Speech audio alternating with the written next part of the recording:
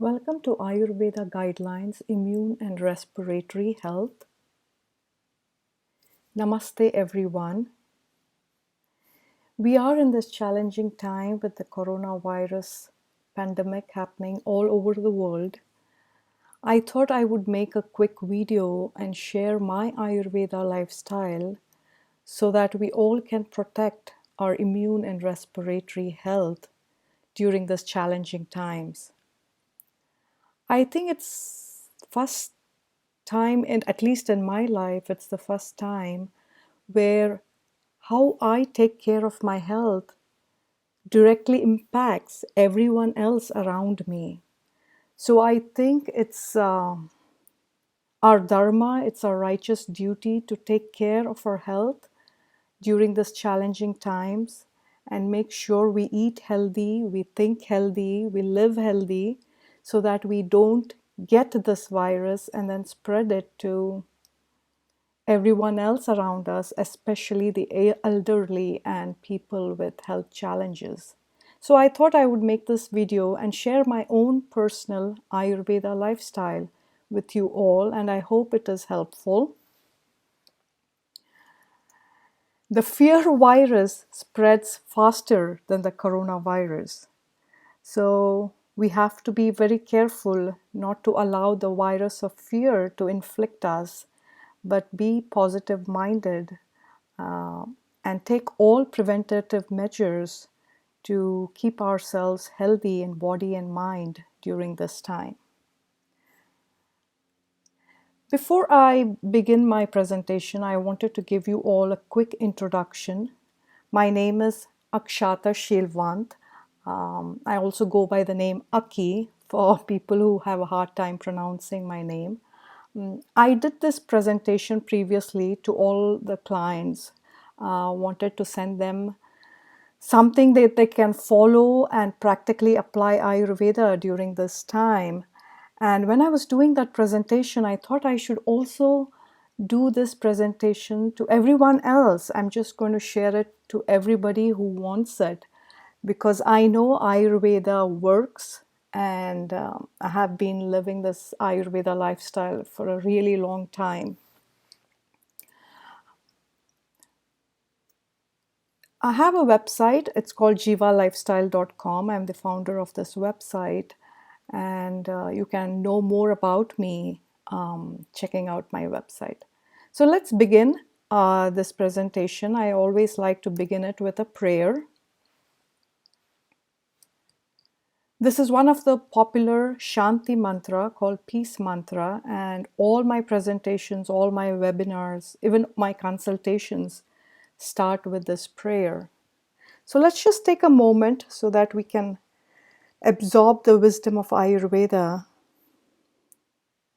by being calm and centered.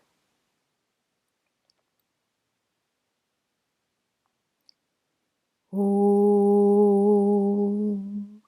Sarvesham Swastir Bhavatu Sarvesham Shantir Bhavatu Sarvesham Purnam Bhavatu Sarvesham Mangalam Bhavatu.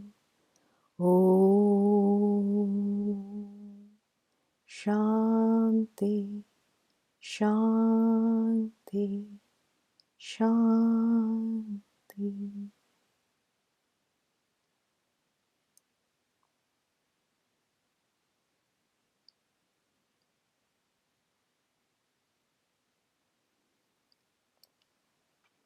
I think this prayer applies so much for these challenging times. The English translation of this prayer is, may there be well-being in all, may there be peace in all, may there be fulfillment in all, may there be auspiciousness in all. And I also say, may there be health in all around the world. Yogic philosophy and Vedanta tell us we can't ask for health, prosperity, or any prayer or any wish without including everyone else in that prayer. So I think this prayer really applies very well here. We wish good health, positive mind, courage to everyone in this time. So before I begin, I wanted to share, this is my blessed Guru, Paramahansa Yogananda. He's very popular in the yogic family. He's the author of the spiritual classic Autobiography of a Yogi. So there is no meaning to my life without my Guru. I just wanted to share, and all my presentations and webinars after the prayer start with my Guru's blessing. So as I said before, I just wanted to share this quick video with all of you, but I would like to put a disclaimer here. This is not a medical advice. All the Ayurveda guidelines here are not, I'm not promising they're going to treat, heal, or cure any disease or disorder. This is just sharing my own personal Ayurveda lifestyle, what precautions, what diet I am following to keep myself healthy and keep my immune and respiratory strong during this time. So we will be covering these topics. I'll go over the daily routine. It is called as Dinacharya in Ayurveda. It is very important that we follow a disciplinary daily lifestyle, which really helps us to keep our immune strong. And I would recommend some Ayurveda herbs that I'm personally taking so that I don't build mucus, I don't have a strong digestive fire, because in Ayurveda, you have strong immune system only when you have optimum digestive fire called Agni. And we'll go through the diet guidelines, what kind of vegetables, greens, legumes, beans I am eating.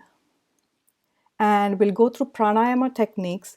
There are some powerful pranayama techniques to keep us healthy, keep our lungs healthy, and then end it with few yoga asanas that are specific to keeping us healthy during this time.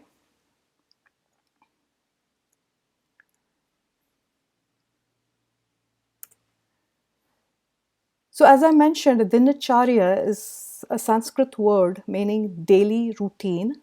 Daily routine is emphasized a lot in Ayurvedic lifestyle. So I would like to say Abhyanga. You might have heard this word. Again, all these words come from Sanskrit language called self-massage. Self-massage is very, very important during this time. We are in the spring season, especially in America, in the northern hemisphere. It's spring season, and what that means is in Ayurveda, it's predominantly a kapha season. There's a lot of mucus buildup in the body, there's flowers sprouting everywhere, there's pollen allergy, but the nature looks really pretty. During this time, we have to make sure we balance our kapha. I don't want to go in detail about Ayurveda, and I'm just assuming people know the basics of Ayurveda, the Vata, Pitta, and Kapha. So the diet and the lifestyle is mainly to balance kapha to keep us healthy during this virus pandemic, because it is the kapha that builds the mucus. It is the excess kapha that compromises our respiratory health, our lungs, and most importantly, our digestive system. So self-massage is very important. To keep the kapha in balance, I recommend organic sesame oil. It is energetically heating, and I like to use some essential oils with it because sesame oil really doesn't smell great. It has a very nutty smell to it. So I like to use camphor essential oil, or sometimes I use this, I don't know what brand it is, but Breathe Easy. So it has tea tree oil, eucalyptus oil, and some other really calming oils. So that really helps to keep our lymphatic system working efficiently for us. So that is the main reason why we do self-massage during the spring season, is to make sure our lymph flows properly in the body. Another thing we can do to keep us healthy is called as dry brushing. These are all pictures taken on my kitchen countertop. I just did it like 2 days back because I really wanted to send this deck to all my clients. So these are all the photos I quickly clicked at my home. So they don't look very professional, but I just wanted this going out fast so it will help people how to keep themselves healthy. So what I do for dry brushing is I use these silk gloves. These are 100% pure raw silk gloves. So when you do dry brushing, you don't use oil. So you can either do the oil massage I showed you in the previous slide, or you can do this dry brushing, but you can't do them together. So you can do one day dry brushing, the next day you can do the oil massage. So dry brushing also improves the lymphatic flow, and the best one is to use these gloves. If you don't have them, you can use loofah, like the natural sponge. And then just vigorously, not too harsh, but it has to be a little vigorous. You massage all over the body in the direction of your heart. So you start from your feet and you go all the way up. So the whole routine should take about not more than 5 to 8 minutes. And in the delicate areas of the body, you rub lightly, but the joints, the legs, the elbows, you kind of massage them a little more aggressively. So dry brushing also helps to keep us healthy and keep our lymph flowing efficiently. Another dinacharya is, this is quite popular now in the US, is tongue cleaning, and it's very, very important. Ideally, you should do this before you brush your teeth and check your tongue. Is there any white coating there? Is there a lot of mucus buildup? That tells you what dosha is in imbalance. It is the vata, it's the pitta, or the kapha. So any coating, any color, any coating on the tongue says your digestive fire is compromised. So daily tongue cleansing helps to strengthen your digestive fire just by doing this one ritual, because there are reflex points on our tongue and the taste bud receptors. When you do the tongue cleaning exercise on your tongue, that rubbing of that blade on that tongue, the tongue cleanser blade, activates those taste receptors and the points that directly govern our digestion system. So when we do this regularly, it is like reflexology. It strengthens the digestive fire, it improves our taste buds, and also it's good for our oral hygiene. Another thing I would strongly recommend is the daily swish. This is from Banyan Botanicals. It has all the natural, I think the oil base is sesame and I don't know what other oil, I'm sorry, but it has a lot of Ayurvedic herbs that help our oral hygiene. The reason I put it here is when you do daily swish, some people have a lot of mucus buildup in the mouth, and that is not a good thing during this virus pandemic, because we have to make sure we don't have any excess mucus in our body to keep us healthy. And daily swish really helps to get rid of that excess mucus. So do the tongue cleaning and then do the swishing with this oil. Ideally, I do it till 20 minutes now, but that comes with practice. You can start with 2 minutes, 3 minutes. It really is helpful for your gum health, but I'm saying this especially for mucus buildup in the mouth, especially if you have periodontal disease or some gum disease. The phlegm and the mucus increases, especially first thing in the morning. If that is the case, please do this and you will see reduction in mucus over 3 to 4 days. It's very powerful.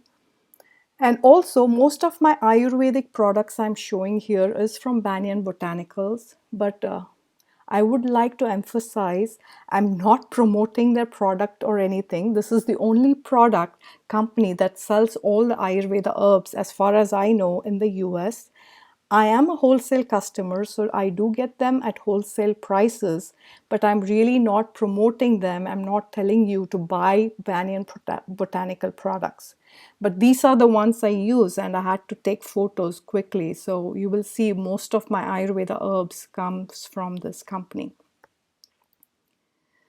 So the next one is Neti. And most of most of my clients, I don't have to explain what is Neti, nostril cleaning. It's been very popular. You basically get this Neti pot in any health food stores today. But what I would like to emphasize is use rock salt and baking soda, a really good baking soda. I think this one I got from Amazon. I don't know what the brand is. It just says pure baking soda, but I really like it. It's very high quality and it keeps the pH balance. It really helps to have the right pH balance when you put rock salt and baking salt mixture for the neti. So I do 3 parts salt and 1 part baking soda in a lukewarm distilled water, and I clean my nostrils. So during this spring season and during this virus pandemic, I have been doing this neti at least 1 cup to each nostril. So I use 2 cups of water and I make sure it is warm. Lukewarm to warm is the ideal temperature. This really helps to keep our nostrils clean and hydrated. All the medical doctors have been telling us to wash our hands thoroughly, 20 seconds, rub them with hot water and soap. I wish they also had told us to clean our nostrils too, because this is where we breathe, this is where the viruses enter. So I think it's equally important to clean our nostrils every time we go out and come home. I do this neti cleansing for this time. And one important step most of the people forget to do is to apply Nasaya oil. And this is a nostril specific oil. Again, I get it from Banyan. You could also use coconut oil or sesame oil, but make sure it's organic and unrefined. So once you do the neti cleaning, make sure your nostrils are dry. It should not be wet. Once they are dried, you apply like few drops of this oil in each nostril and go all the way inside. So like digging your nose and applying that oil. So that keeps it healthy. So if you go out and if any allergies, pollen, anything hits you, viruses, they get stuck on this oil, and that is a prevention. So neti is really, really important to do during this time. And the same mixture I use, the rock salt and the baking salt, to even gargle my throat when I come back. It's not just for the virus scare. Since we are in the spring season, there's a lot of pollen allergy. So you will see some irritation in your throat, or you have some dry coughing when you come back running your errands or coming back from work. So throat gargling and neti should be done in any way, especially during the spring season. Another daily routine is ear oil. So this is something new for many people. They know about the neti and putting oil in the nostrils, but ear oil is also important according to Ayurveda because that's one of the Vata regions. So when the weather gets dry and it is high allergy season, we do get some earaches and the ears get dry. So putting ear oil, I do it with earbuds, or you can do it with the dropper that comes with it. So keeping your ears hydrated and moisturized is also very important during this time. Another thing I have been doing is drinking water from copper jug. This is pure 100% copper. It is done with 1 sheet. It's a very good quality copper jug. It's called as Tamra Jal. Tamra is copper in Hindi and Sanskrit, and Jal is water. So this has been used for centuries in India. Ayurveda highly recommends to drink water from copper vessel stored overnight because this helps to kill viruses and bacteria. It's energetically heating to the body. Copper water is heating. So if you're pitta dominant personality, then please take care to make sure the pitta doesn't get aggravated. But during this time, I have been drinking copper water. It's an acquired taste. You will have metallic taste, that's copper, but it is very, very beneficial to drink this. It's good for blood pressure. It has many, many medicinal benefits. You can Google it. But here I have been taking to help to keep me healthy and not get any infection. So I would strongly recommend getting a copper jug. Another important thing in your daily routine should be prayer and meditation. So after all your cleansing rituals, take some time to pray and have like a 20-minute meditation every day in the morning is very, very beneficial. My guru Paramahansa Yogananda says, in its pure and highest form, prayer is meditation. So that really helps to heal our body, mind, and soul. And most importantly, keep us in a positive state of mind. I avoid watching or listening to any kind of news. I just keep myself aware what is happening, but media can help us help us to go negative. So prayer and meditation keeps us all in the right mindset. So I would strongly encourage doing some form of meditation. And this is one healing mantra I wanted to share with you all. This is called as Mrityunjay mantra, Mahamrityunjay mantra. It is a healing mantra used by all the yogic rishis and saints in India, and it has a lot of healing power. So this you might be familiar with this mantra because it's pretty popular. Om Triambakam Yajamahe Sugandim Pushtivardhanam Urvarukamiva Bandhanan Mrityor Mukshiyamamritat. So reciting this mantra 10 times, 20 times, 50 times, people go all the way till 1,000, really creates a powerful healing vibration at home, and especially if you have any family member or friend who is sick, share this mantra because it's very powerful to heal not only the body, the physical body, but it also heals our mind. And I think only when we have a healthy mind, we can have a healthy body. So in summary for the daily routine, here is the Dinacharya clock. There's a Vata time, Pitta time, and Kapha time in Ayurveda. So the morning 2 to 6 a.m. is called as Vata. It is very beneficial. It's the spiritual time. Ayurveda recommends us to get up early during this time, ideally between 4 and 6 a.m. and do your meditations, do your prayer, spiritual contemplation during this time, and then have breakfast during the Kapha period of time, which is from 6 to 10 a.m. is Kapha time, and that's when you get ready for work and you have your breakfast and get going on the day.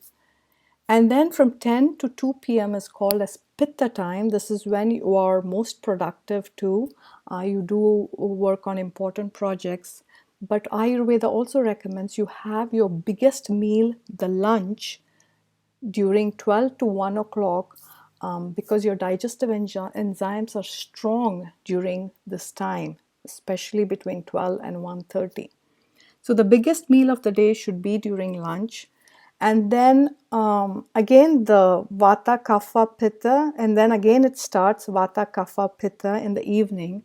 So in the morning it was 2 to 4. Again the Vata time starts afternoon 2 to 4 p.m. You do your creative work, you attend meetings and whatnot.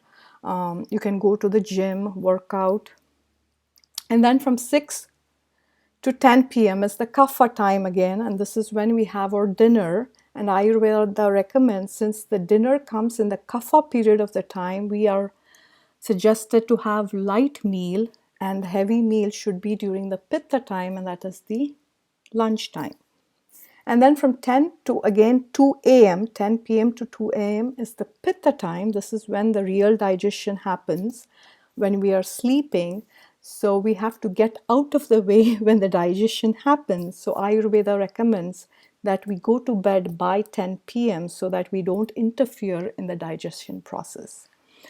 So getting up early, being regular is very important to keep healthy.